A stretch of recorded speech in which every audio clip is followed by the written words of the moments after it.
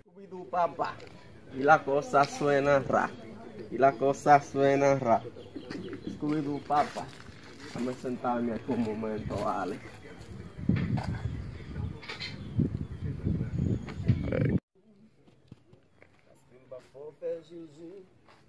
Mwen son bon blode qui coule.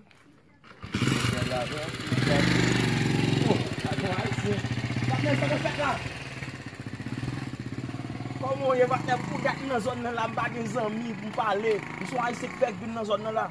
¿Qué se relajo? Ya te tigre, loco. Ven acá, tú no estás viendo lo que ¿Cómo?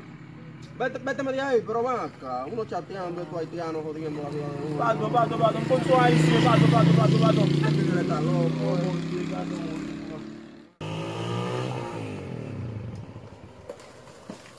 Oh! Ket, m delivre jodi ya.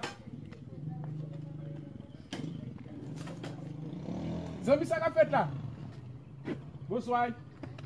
Otro haitiano. Dime. Zami mon chè, on informasyon map chèche la, on zami mi ekri nan zon nan la.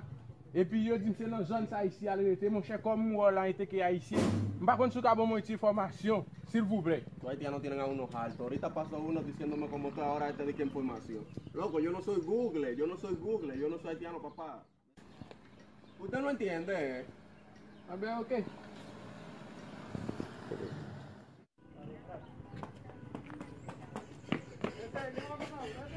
Monsieur, Zami, nous qui avons l'immigration pour nous. Nous connaissons mal. immigration? Ouais, je sais, mais pas que tu es en bas, mais papa. Ouais, peut-être, papa, on est prêt. On est.